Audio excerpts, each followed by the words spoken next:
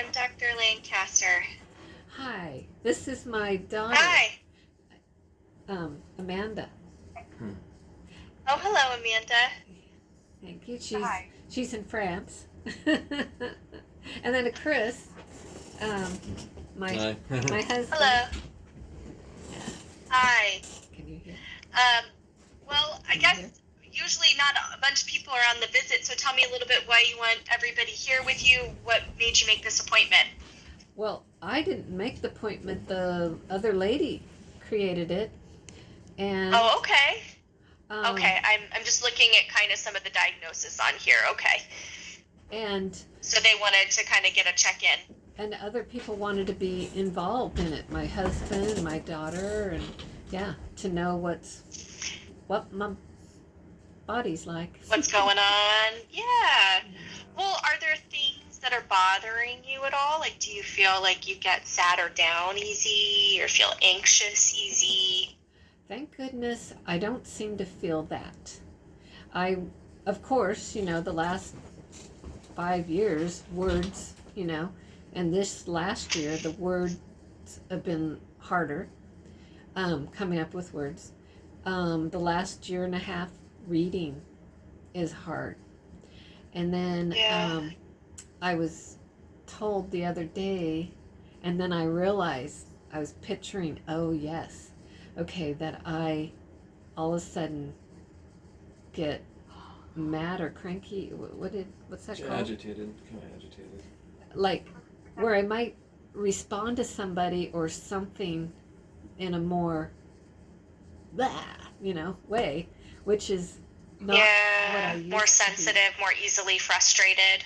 Yes. Reactive. So now I feel irritable. That's the one thing now that I'm seeing it and hearing, oh yeah, I did it here.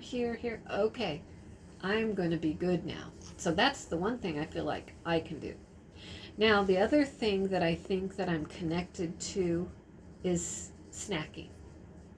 My body wants to, or eat.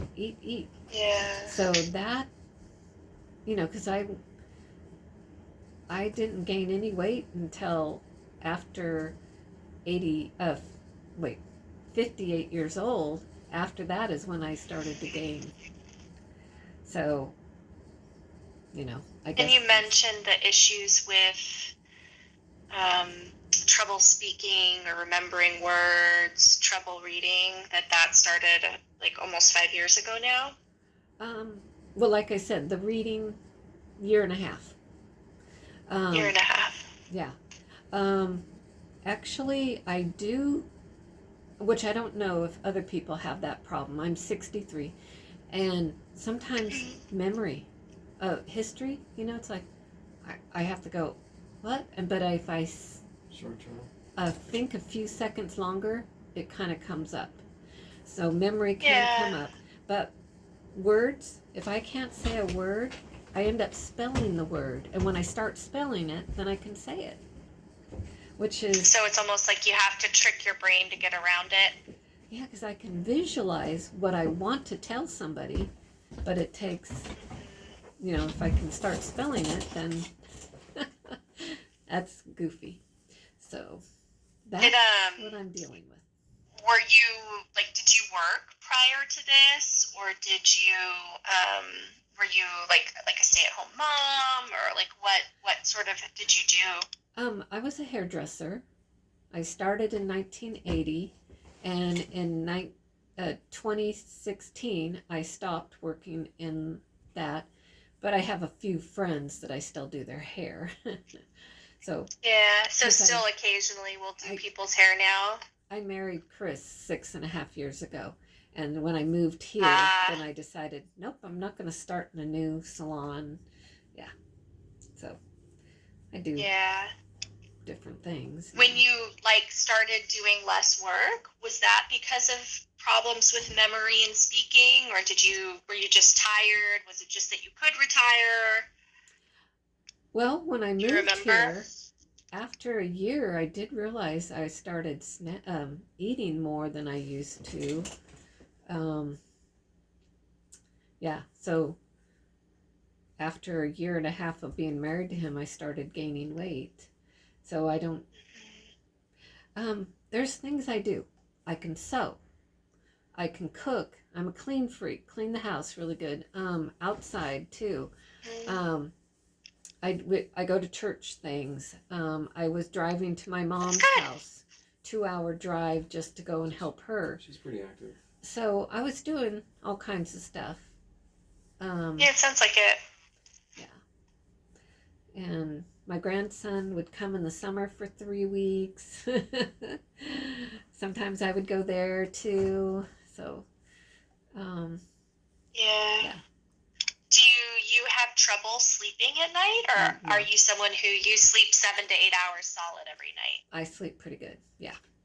Thank goodness. Okay. And And I go to the gym, you know. Well, I was playing my harp. I play a lot of games. I play puzzles, you know, trying to That's do good. things for your brain. You play the harp? Yeah. Wow, that's a difficult instrument. Just doing any instrument, I think, is work. Yeah. It just, there's so many strings. I think, wow, that you got to have a lot of manual dexterity in your hands and back to your brain, you know, to get that. Yeah, it was beautiful instrument. Thank you. So you heard the things that I'm dealing with, but not other bad stuff, just mainly words, and I'm going to stop being, you know, cranky or whatever that is. Yeah. When you get cranky, do you tend to yell, or do you ever feel like you get so upset? Like, do you throw things? Do you ever hit people? Like, does it ever get to that level of frustration for you? Not hit people. I have thrown my phone down, and I grabbed my son. Well, everybody, or not my son, my husband. And I guess I didn't mean in a mean way, just like, stop moving. You know, they were walking away. What? You know, and I grabbed them. But I'm not trying to be mean. I'm just trying to stop them from leaving. Yeah. So. Marlene, would it be okay if I asked your daughter or your husband for a little bit more information about that? Is that okay? Yeah, she has something to say. Yeah, I think Marlene, she looked like she was... Go ahead, Amanda. Go ahead. Can you hear me? Can you hear her? Can you hear if I... A little. Oh. Yeah, better now. Wait, let me raise that up. You know, Marlene, there. If you want, do you have I could try to invite you, if you have a smartphone, to this visit, if you have an email or a phone number that I could, if your mom would like it. That way we could be on your mom wouldn't have to hold the phone. And see if you can hear first. Can you hear her? Go ahead. Now speak. Okay, wait. Okay, Mom, stop. Okay. Can you hear me? I'm sorry. All right, you bet. Yeah, I can hear you better now. You can hear me better? Okay. If you want, you can try and connect me. If not, if this is okay, then that's fine. Let me try to connect you because it kind of fades a little bit. What's your number? It's an international number because I'm abroad. Can you use an email address? Yes, I can use an email. Okay. So it's Amanda, Amanda. Okay. Rafi, Rafi.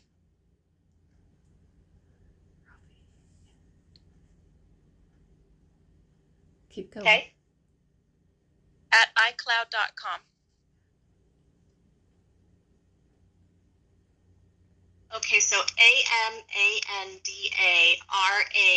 as in Frank, I at iCloud.com? Yes. Okay.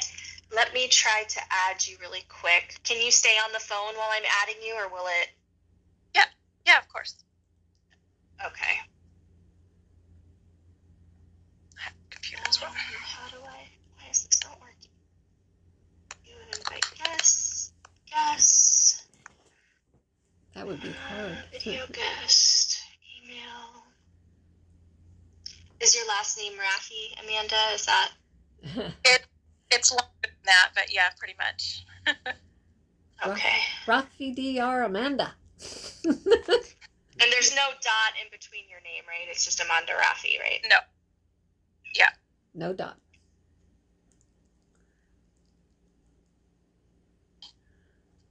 Amanda Rafi.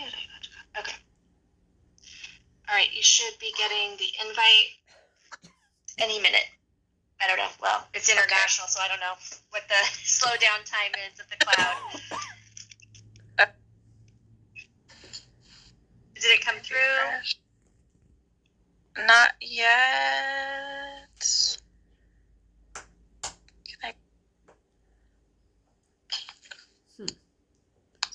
Are you? No. I guess I don't know if she's looking on her phone or what. Did you find it? No, not yet. Okay. Well, I mean, if you want, we can just keep this going until it comes through. If you want to share, Okay. And I don't want to take up all the time that way. Okay. Yeah, no problem. Okay. So, what we have noticed, I was just there 9 days in February. We noticed a lot of hyperactivity and agitation, like just difficulty, sitting down and relaxing and concentrating. I have noticed, we did witness, like she said, a temper incident in which there was physical violence. Her sister-in-law has also told me about a couple of other incidents that have happened. And, it's not something that we blame. It's not her fault. It's not something that we want to do, but it's just things that have happened a couple of times in the past couple of months. Okay. So it's not like a daily thing. It's like a couple times a month thing. Yeah. I'm not sure about the frequency. Yeah, for me, it's not every day. Yeah. But I'm recognizing it now and going, oh, that's not going to be me no more. Yeah. Hopefully. Go ahead, Amanda. Sorry? Go ahead with what you were saying, Amanda.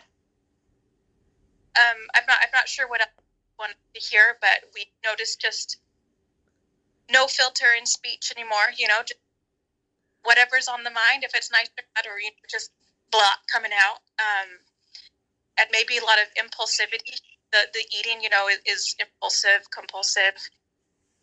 Maybe impulsivity about, I want to do this or do that, and not in a bad way, not negative, just maybe impulsive buying, maybe. Yeah. So that might be some behaviors that maybe you want to be, aware of or something, I guess. Does the hyperactivity impair bedtime at all?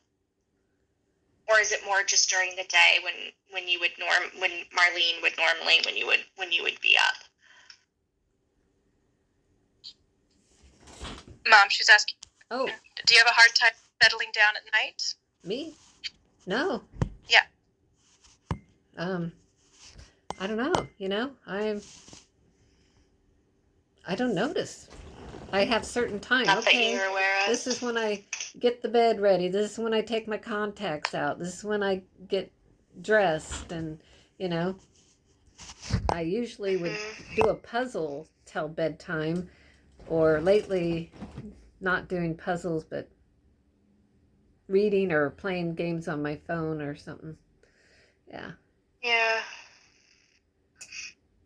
Do you what was your level of education like in your life? Was it high school, beauty school, college? I did do 2 years of college, then went to the hairdressing. I went to both, men and women one. Okay. Yeah. And okay. I had lots of friends, lots of people coming to me. Yeah. Do you have any history of like a head injury ever? Like, have you ever been hit in the head and knocked unconscious or told you had a seizure? I've never known if I had a seizure. When I was probably 2 or 3, I was tipped down. I had on the back of my head, I had to have a stitching, but that was you know, that's the only time You I had a door slam know in of your my face in high head. school, didn't you? Huh? A door slammed in your face and broke your nose. Oh, my nose. That's right. I've had a door slammed on my nose in high school. Yeah. Oh wow! Did you get knocked out at all, or No. did you? It just Broke her nose. broke it, maybe bent it. Yeah. And have you already gone through menopause changes? Are you currently yeah. within that? Yeah, that was back in the That's 50s when I was like okay. 10 years ago, maybe. And I had cancer. anyone? Oh, Colon. you did? What I had kind? colon cancer 13 years ago where they did a surgery, and then I chose no pills or anything, and Chemo. No chemo. yeah, I took no chemo, but just the surgery. Okay. And Was it like a polyp removal, or did they remove a big chunk of like your intestine Colon. or your colon? Sorry. they took like 6-7 inches off of my colon. Yeah, put it Oh together. wow! So big surgery. Yeah. Do you have any problems with your bowels now? Like, do you get any like issues with like, you know, diarrhea or constipation or anything like that? Well, basically, my body has trouble letting it out. Constipation. But it doesn't feel like constipation because it's not 100% hard, and you know, it's not like it can't go out. Yeah. It's just the angle. You have to try harder to get it to go. That little area is a different angle that it should have been. Yeah. Okay. That's great to you. And anyone in your family that you're blood related to, like your biological parents, grandparents, you know, your daughter, anybody that you know of have any mental health diagnosis like depression, anxiety, substance abuse, anyone with memory loss or problems like types of dementia or neurological disorders? You know, I didn't know of any brain one. Mental health. My brother had MS, which that's Okay. I don't know, whole body thing, huh? MS. And then my dad ended up getting mesothelioma, but that was like a cancer thing. Yeah. My mom. Oh, you can hang up the phone without your daughter on. Oh, good. There we go. Lovely. Thank you. Is that good? Everyone can see each other okay? Yeah. So much better that way, right? Yeah, I don't have to hold it. Oh, wow. Oh, good. Yeah. So, yeah. So you were saying your brother had MS, mesothelioma, MS. Anyone else have any like mental, like psychiatric diagnosis, like depression, anxiety, or early onset, you know, memory problems? Not that I've known unusual? So far. That's what I was thinking. It's like, hey. Yeah. Yeah.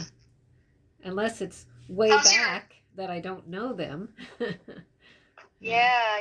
How's your current stress level? Are things going okay financially? Like any major stressors that, you know, other than the health problems and memory problems you told me about, any other things going on in your life? Or I don't feel like anything's family bad. concerns? You know, my husband has plenty of money, so we, and I got money coming. You know, I lost my son 2 years ago. 2 years and he died by suicide. Yeah. And that's really, really difficult. But because of church and how I believe in why we're here and where we're going, I was okay. You know, I just figured he's up there and I'll be there with him eventually. You know.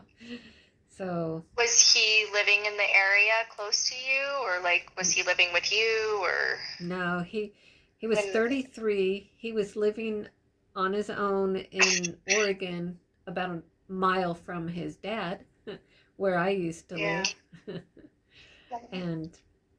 We used to interact all week long on the phone with each other. So he was I didn't know. You know, I even saw him 6 days before he took his life. So I think the hard thing about that is a lot of times when people actually end up going through, they don't tell or show it. And I think that can be really hard, because I think as a family, you feel that guilt because you care and you wanted to be able to have done something and to have changed it, and it's really, really hard. And so I'm from the bottom of my heart sorry that you went through that and your family went through that. Yeah. Was it something like, do you ever get like bad dreams about that, or do you ever feel like you have memories of the phone call when you got notified, anything like that, Marlene? You know, that's weird because I don't have anything negative about it, No. which is weird. It was a That, shock. you know, It was a shock at first. yeah, you know, that he took his life. I had no idea that he did tell me he was stressed. I am stressed. And then, yeah, then something happened that Yeah. took it. Yeah, which. And in your life before, recent events, like when you were like younger in college or after you had your kids, did you ever struggle with having like days of feeling sad or anxious, or ever diagnosed or saw a mental health professional like before this? Not that I know of. I never Didn't you thought I tell was. me once you thought you had struggled with depression a little bit in your like maybe early 20s? I don't think you ever went to a doctor for it, but I feel like I remember you telling me that you went through something for a little while. You told me to. You know what? I might have. Now my brain doesn't bring back history very well, but you're right. Wait. Okay, right before I started the barbecue, not barbecue, barber school. Yeah, I think somewhere right in that time and I was still in it when I was still feeling it a little bit. You're right. I did have a depression time, but it wasn't about anything particular that I could think of. It's just whatever what my body was doing, because I wasn't unhappy about anything. You know, like, oh, I can't do this or I can't do that. No, that's not what I was thinking. It's just, yeah, I forgot. Thank you for remembering that. Did you ever in the past, has anyone ever been abusive to you, physically, verbally, sexually, any major traumatic events in your, like when you were growing up, like a bad car accident, or anyone, rob you or anything like that? If I was to say something like that, when I was living at my mom's house, a couple of, like, my dad's friend came and tried to come at me, and the neighbor tried to come at me physically, so they tried that, but I guess it's not like something I think about forever. It's, I guess I don't think of negative of people. People in the world we're brothers and sisters. I'm kind. I would never hurt someone, steal something, judge them. I like the people. Yeah. Sounds like you have a good heart. Well, thank you. Hopefully. And, when the event, the irritability and feeling upset, when that happens, is there like a theme to it? Like, is it wanting to say something and being frustrated that you can't find what you want to say? Is it people doing things faster than you can get your brain to wrap around it, and you just are trying to slow them down? Any themes to the upset? I do feel a little silly, well, when all of a sudden I can't bring up a word. The other day I was driving away from, quite a ways from our house, and I was trying to get to a different direction, and I did get cranky. I threw my phone, because it wouldn't work, and rah, rah, rah. So I did have realizing, shame on you, Marlene, for being so cranky at that point. So I'm not going to go that So when something level. doesn't work, or you can't get something to work and it's frustrating in the moment, it kind of like gets out of hand before you realize you're getting to that level, maybe? Yeah, I'm going to do a better level, behave better. Yeah. Well, Yeah. I think it sounds like you're aware of the neurological diagnosis they gave you, the brain diagnosis, or no? Oh, Do you know about that at all? well, from what they told me, yeah, you know. Maybe she should repeat what it is. So they found that some of the symptoms that you're talking about, they found something going on. It's called frontotemporal dementia. And basically, it's a specific type of changes in the brain that affect the frontal area and sometimes the sides of your they brain. said right here had And shrunk a little bit. yeah, and it causes that area just not to work as well as it did before the issue started. And that can cause a lot of the things that you're talking about. It can make you have less of a filter. Like, you tend to say things that, like, maybe you think someone is a jerk and you don't normally use a curse word and you just say it without even thinking to them. You're such a, not necessarily because you want to be hurtful, but it just comes out of you without, like, that filter, that thing that makes you stop saying things or stop doing things you just want to do in the moment. It kind of gets taken away. So if you're hungry, it's hard to stop eating. If you like the taste of food, it's hard to stop eating. So you want to eat all the time, or eat like sweets or things that normally maybe you had better control over. It also can make it harder to control your emotions. So, like, it doesn't mean it changes your emotions. So if you're happy, you're still happy. If you're frustrated, you're still frustrated. But I think, when we're adults, we have this ability to kind of like hold our emotions in and like decide how much we want to share with outside.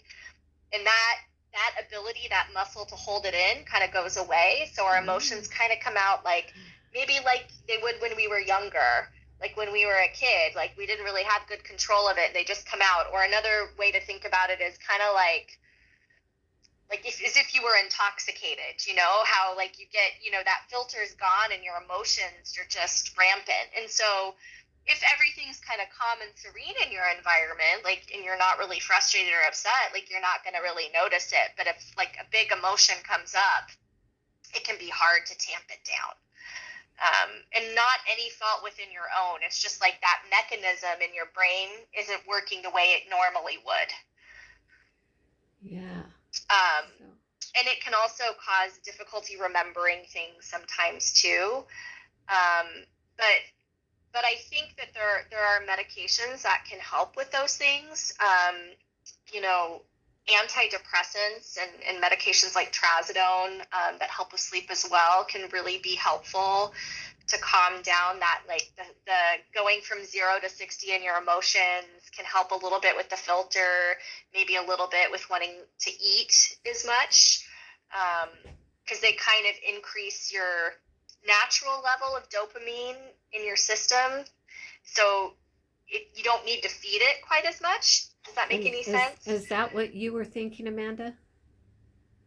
She was thinking that too, that if there was something I could take that would stop me from wanting to overeat. Now, I guess I might have had that, what's it called? Right after Christmas, we got that not aphasia. After Christmas? She was taking Aricept. We got that. Yeah. The doctors were all just said to stop. After we went to France, we came home and we got sick. Yeah, COVID. So I might have got COVID a year and a few months ago, taste and smell which I lost my taste and smell. So isn't that funny that I would keep wanting to eat even though I can't really taste?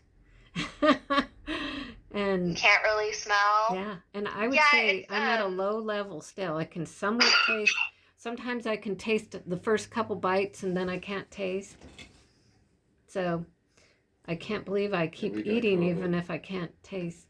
Yeah, it has to do with like a misfiring in the brain, and like the brain is so complicated and interesting, like that it probably, like, it isn't about being more hungry. It's about, like, so the release of dopamine and all of those things you get from eating, it doesn't mean you have to be aware of enjoying it. Does that make any sense? Like, it's sort of like a survival pathway, because our bodies want to make us eat to survive. So those things probably happen whether you consciously enjoy the food or not. Yeah. Yeah. And so it's the brakes on that aren't working, basically. And some people even notice they have weird cravings for food, or they want to put things in their mouth that aren't even food, like chew on things. I don't know if anything like that, or is it just wanting to eat, like eat ice and you never ate ice, or like you tend to like chew on your fingers or chew on a pen if you have it, or like things like that can happen more often. I don't know if I haven't done tend that. to do anything like that. That'd be good, because I don't want to eat food because I don't want to grow. If it was not food, yeah. But yeah, I haven't gone that direction yet. But so that is the taste and smell is part of my brain thing, huh? Okay. Yeah, you don't have to be able to taste and smell for that path to be increased in this disease. Yeah, wow. Unfortunately. How about, do you tend to have ritual things that you have to do? Like some people will smack their lips, clap, tap, order things, count things, have to repeat things. Anything unusual like that going on? Of me? Or of my friends? Yeah, that you do, like counting things, like needing to hoard things, keep, mail flyers, or have to go the same path, or like movements that you repeat over and over. Those are all things that can be common with this. So I'm just curious if you have any of those. My daughter's saying no. My husband said no. No. No tics or anything like that. She said it herself. She's a deep freak. She can be a little obsessive about cleaning. Yeah, that's true. Is that worse lately? Yeah, I call myself a clean freak. No, more in the hyperactivity way of things. Not so much in the obsessive about it. The one thing that she does really get hyper concentrated on is puzzles. She's really good at puzzles. She does them really fast, and she can sit and concentrate on those. And so I've noticed a more hyper concentration on the puzzles. But not in like an OCD obsessive way, I don't think. Yeah. Another thing, there's also sometimes people feel more apathetic, like things aren't as enjoyable as they used to be, like just feeling like let's say you loved going to the beach and someone said, let's go to the beach, you'd be like, I don't really care, we don't have to, like not that you don't want to, but like it's just not as interesting as it used to be. So that can happen too sometimes. I don't know. Have you noticed any of that, or has your family not being interested in things? Not that I know of yet. Hopefully I don't. Okay. It may not happen. It's just something that could. The other thing is struggling with being sympathetic to other people. That can be hard, and I don't know. See, I hear some words sometimes. Sympathetic? What does that mean?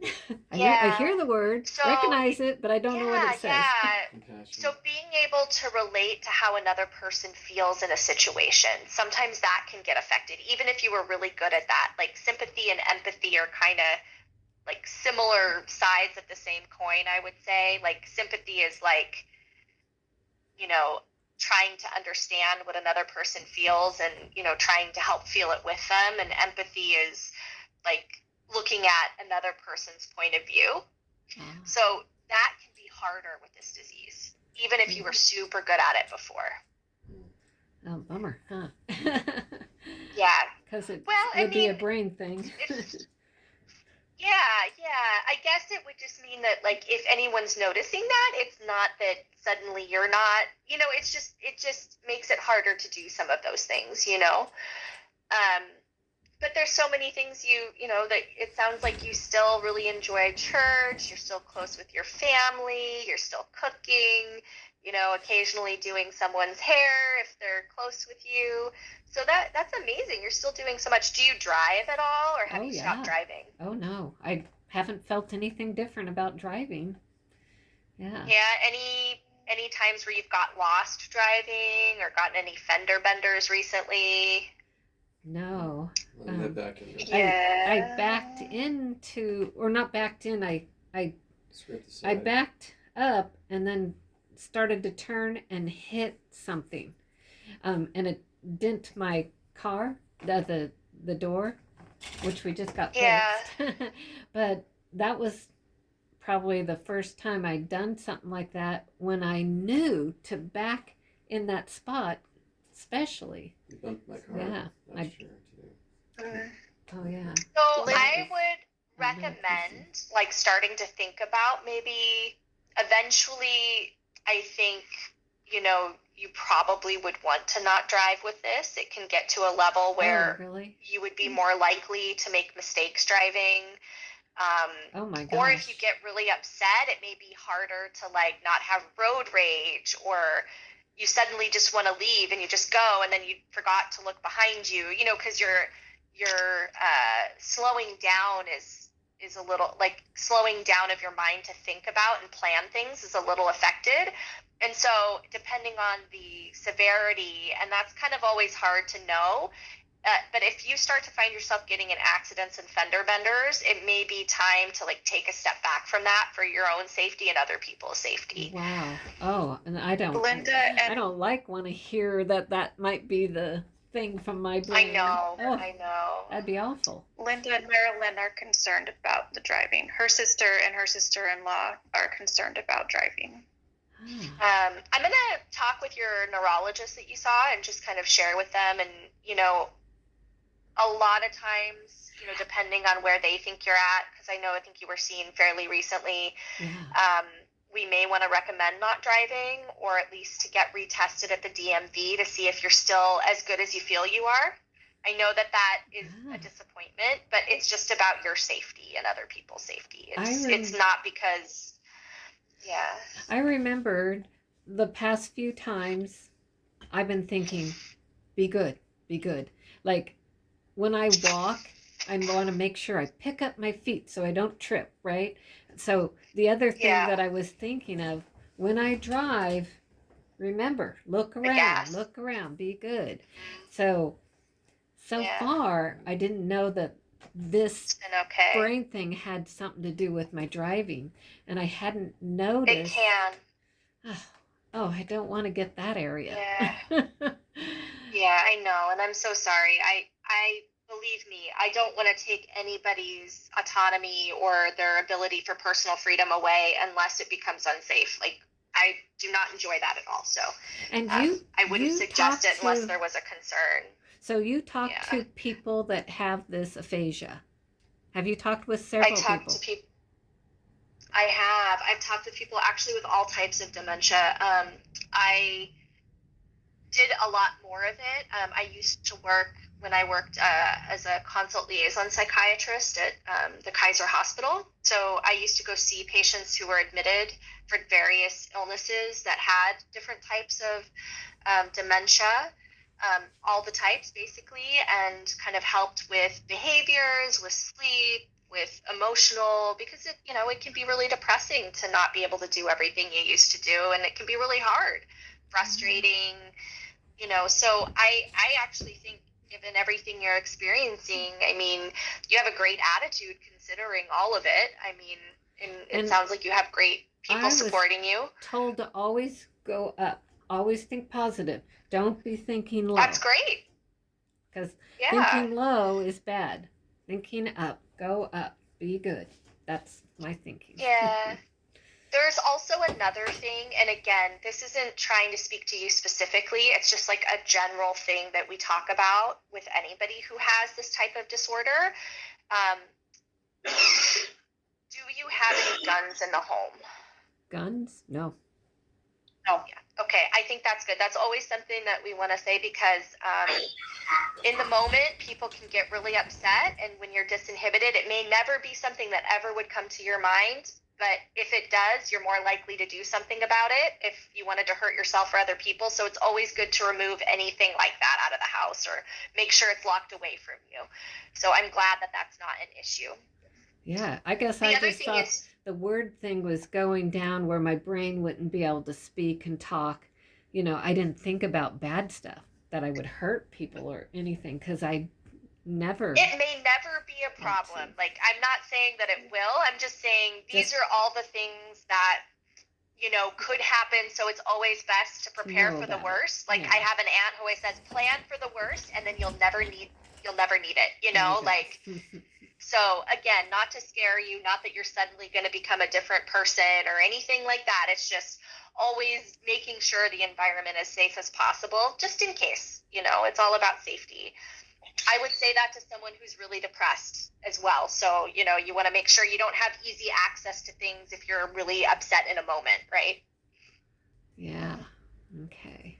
Um, do um, do you take any like medications over the counter or anything right now, like vitamins, supplements, just a few allergy vitamins. pills? Just vitamins because they said that was supposed to be good. So, I was taking a Like few a vitamins. multivitamin or specific like D or women's or? Yeah, a women one, D, and another one that sounded like it had.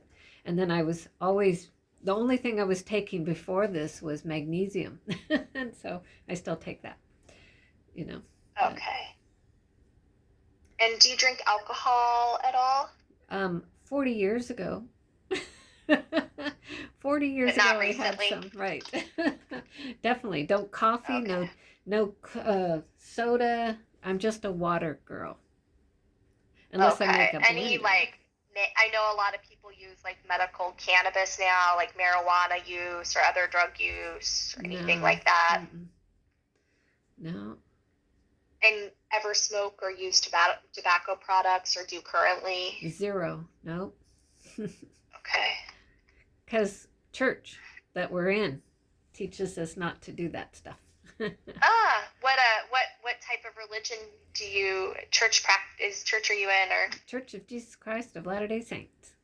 I was gonna ask. I was gonna say, okay, no caffeine, no alcohol. There's only a couple to go on from there. Um, well, I'm glad that you find your church to be really good support. Do you have friends that you see socially right now? Oh, yeah, they're from church too.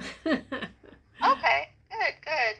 And how about things like, do you still like partake in finances at all? Like, do you pay bills? Do you use your own like credit card to purchase things or go buy groceries, that sort of thing?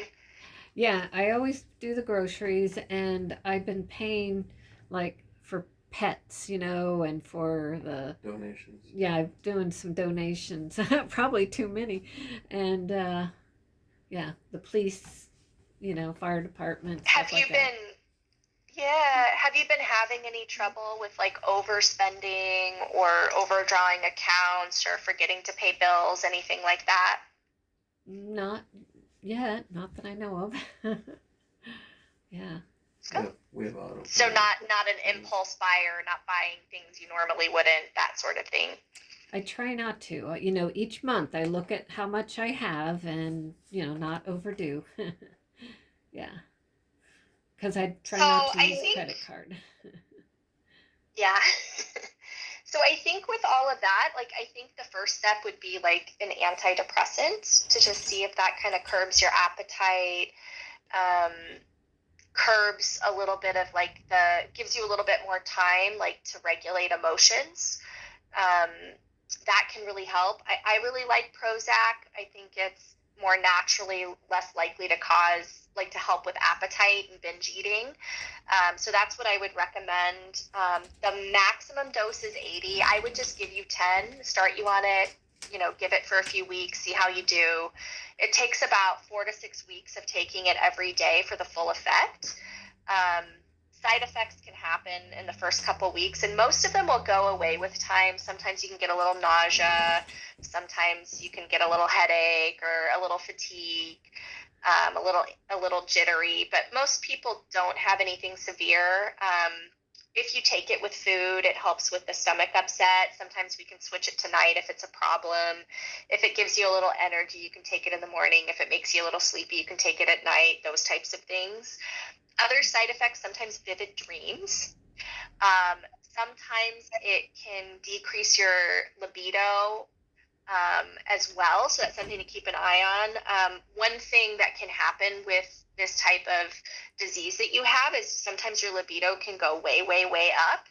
I don't know if that's occurred, and I know your daughter's on the line, so that may not be something you want to talk about, but that can happen. So this can regulate that some if that's an issue, but keep an eye out for that to be affected in a negative way if there's an issue with that.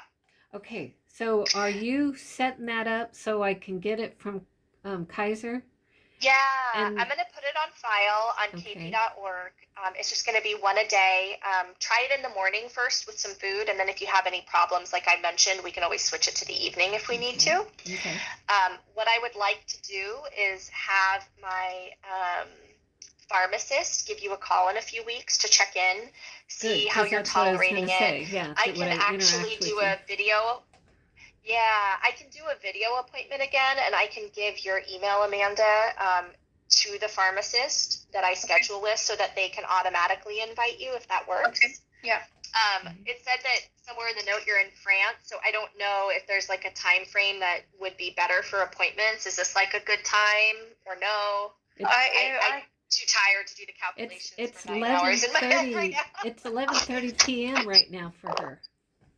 It's fine. I make myself available if needed. Don't worry. That's nice. So like maybe something like between 10 and noon would be like ideal, kind of. in the morning. Sure. Yeah. Okay.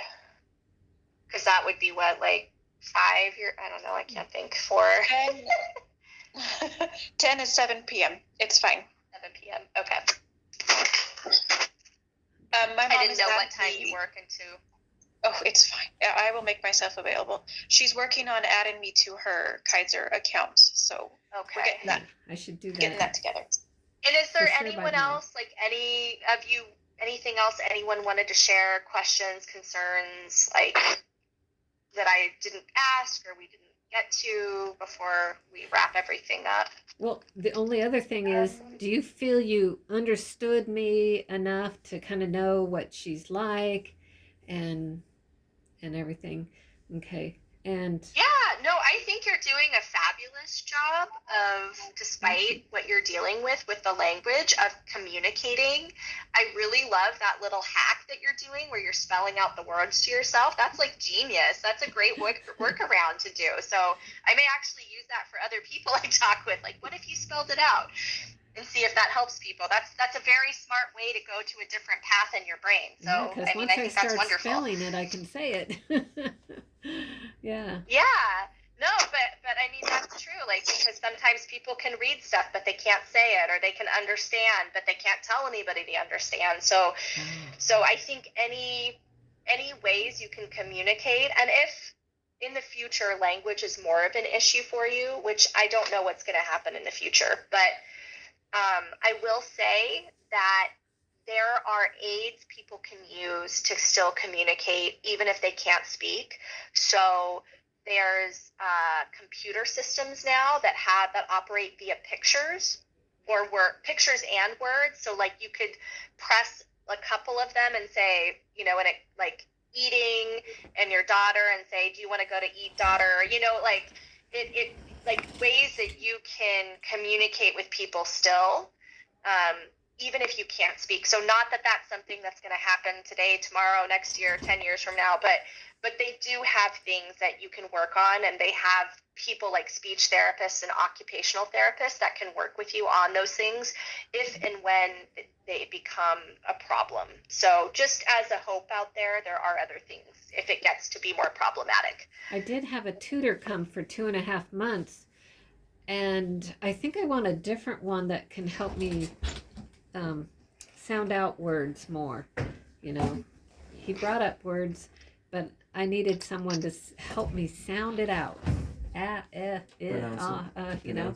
me sound out the words. That's the only thing I was thinking of doing, but yeah.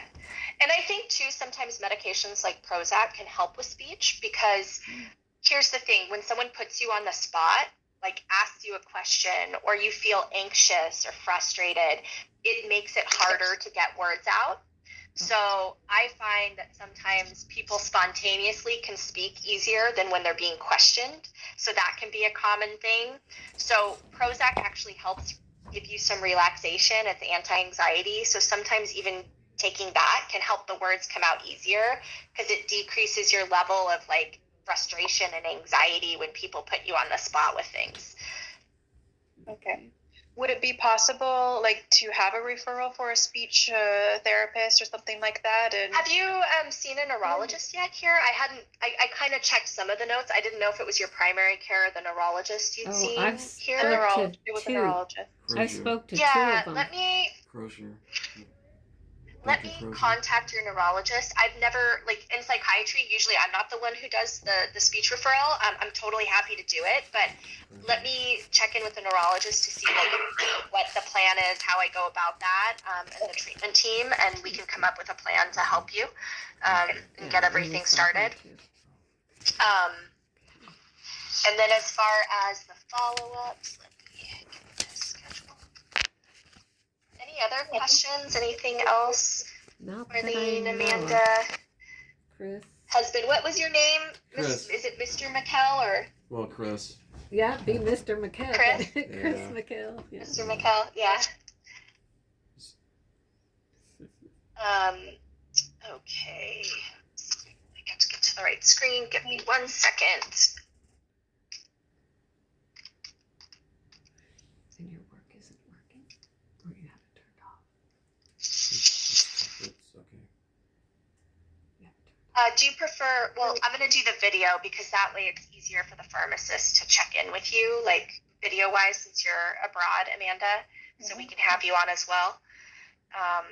And Chris, is there also, like, do you think between 10 and noon would work for you as well? Like, or is that going to be hard, like, for your, I don't know what your work schedule is, or can you make it work? Oh, for her to come to my office again? Or no, for them to talk to you.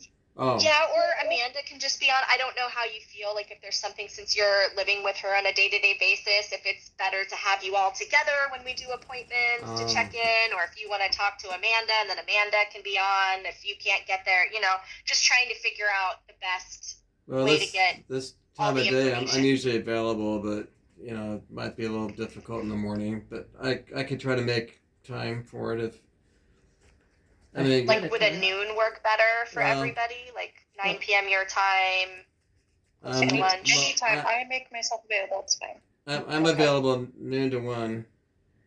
Two. Okay. 12 to 1. So maybe that's a good time to get that done. Yeah, So let's okay, see what we that can would do. be fine. Yeah, that's a good time.